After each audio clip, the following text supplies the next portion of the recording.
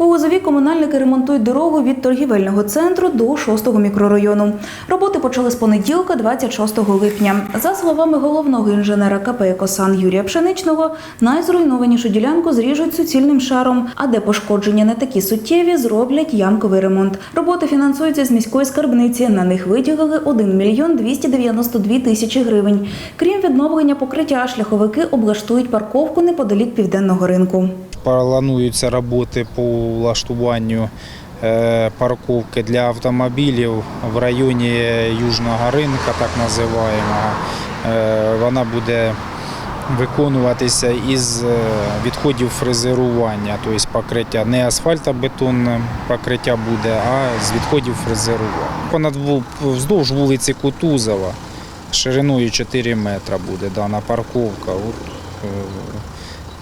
Де є зелена зона, там буде ставитися бортовий камінь і засипатися все фрезеровкою.